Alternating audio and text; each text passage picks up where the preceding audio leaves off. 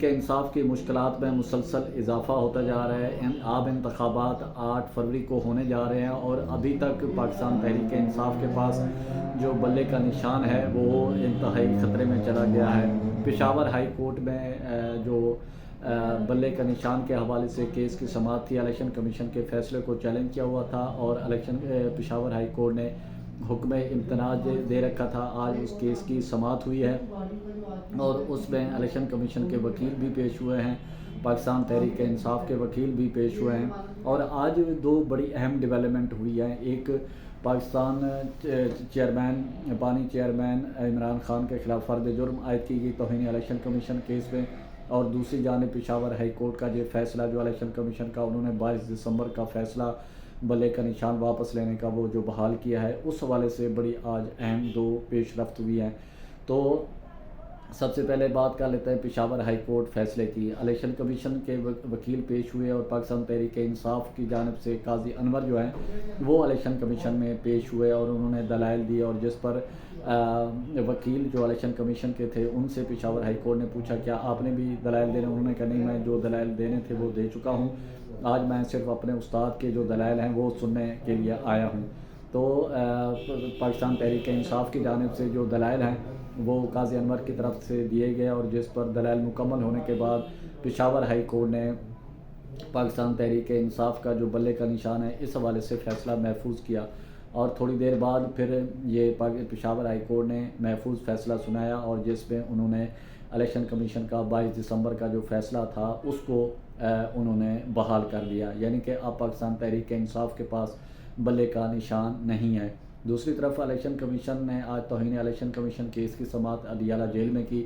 وہاں پر ممبر سندھ جو نثار درانی ہیں ان کی سربراہی میں کمیشن نے سماعت کی، اور وہاں پر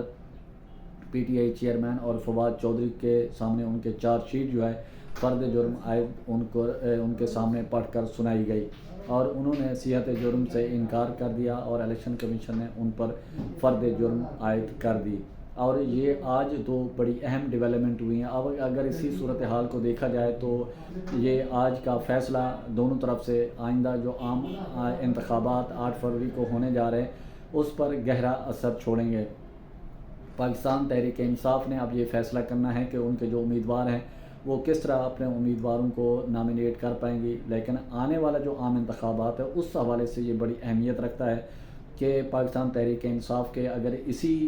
بلے کا نشان پاکستان تحریک انصاف کو نہیں ملتا، پاکستان تحریک انصاف کے جو امیدوار ہیں وہ آزاد تصور ہوں گے، تو آزاد تصور ہوں گے الیکشن کے بعد جب مخصوص نشستوں کا فیصلہ ہوتا ہے خواتین کی یا اقلیتوں کی، تو وہ پاکستان تحریک انصاف کے کسی کھاتے میں نہیں آئے گی۔ اس کا جو فائدہ ہے پاکستان مسلم لیگ نون کو،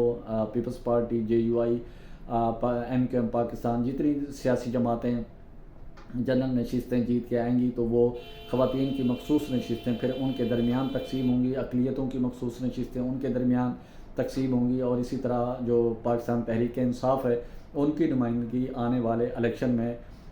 جو پارلیمنٹ میں ہے وہ ان کی نمائندگی دیکھنے میں نہیں آئے گی۔ اور اسی طرح جب سینٹ کے الیکشن ہوں گے، سینٹ کے الیکشن ہونے جا رہے ہیں، اس میں بھی پاکستان تحریک انصاف کی نمائندگی جو 6 سال کے لیے منتخب ہوئے ہیں وہ تو ہوئے ہیں، جو اب ریٹائر ہوں گے تو پاکستان تحریک انصاف سے کے ٹکٹ سے وہ امیدوار سینٹ میں بھی نہیں آئیں گے۔